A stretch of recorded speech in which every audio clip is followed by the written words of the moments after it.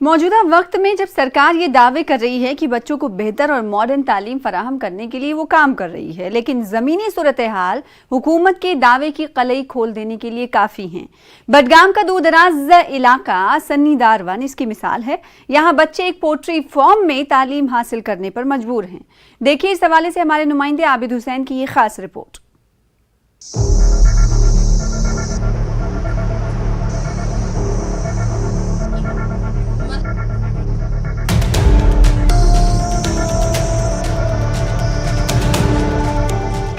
बडगाम का ये दूर दराज का इलाका सन्नी दारवन है, जो जिला सदर मुकाम से तकरीबन 30 किलोमीटर से ज़ायद की दूरी पर वाक़ है। तस्वीरों में आप जो ये स्कूल देख रहे हैं, दरअसल ये कोई स्कूल नहीं बल्कि एक पोल्ट्री फार्म है और यहाँ बच्चे तालीम हासिल कर रहे हैं। अब आप खुद ये अंदाज़ा लगाएं कि जब मौजूदा वक्त में बच्चे कंप्यूटर समेत दीगर मज़ामीन में जदीद तालीम हासिल कर रहे हैं, तो इन बच्चों को एक ढंग का स्कूल तक नसीब नहीं हो पा रहा।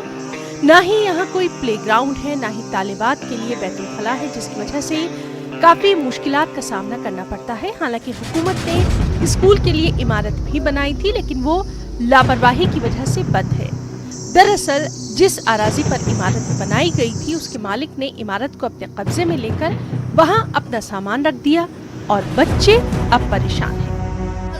वॉशरूम ओबर क्लाउडी डे बोर्ड टोटली अत कहें, मतलब ये मुश्किल ना वॉशरूम लड़कियन गोस वॉशरूम क्या सरकार वन दिव बिल्डिंग रिपेयर कर सरकार स्कूल दिस लड़क दरबदर तम कौकड़ फार्मस अकिस फरमत तो तम तती पढ़ान तत ना इंतजाम तम ना कह खतर कह इंतजाम कर दुह बोन अड़ ग तो अड़ क्या तम तो यह कौकड़ हंदी थोमुत फार्मस अकिस भरत सठा क्या तंग आमुत।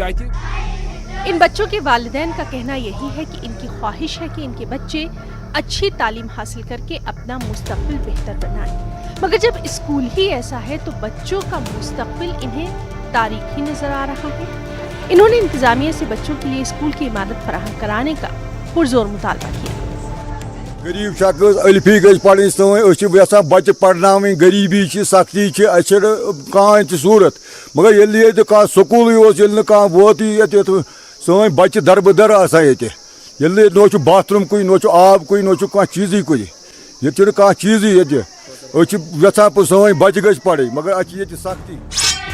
दरअसल स्कूल के लिए 2010 में नई इमारत बनाने का काम शुरू किया गया। आरज़ी मालिकान से सरकार ने वादे किए और जब वो वादे पूरे नहीं हुए तो मालिकान ने इमारत पर कब्जा कर लिया।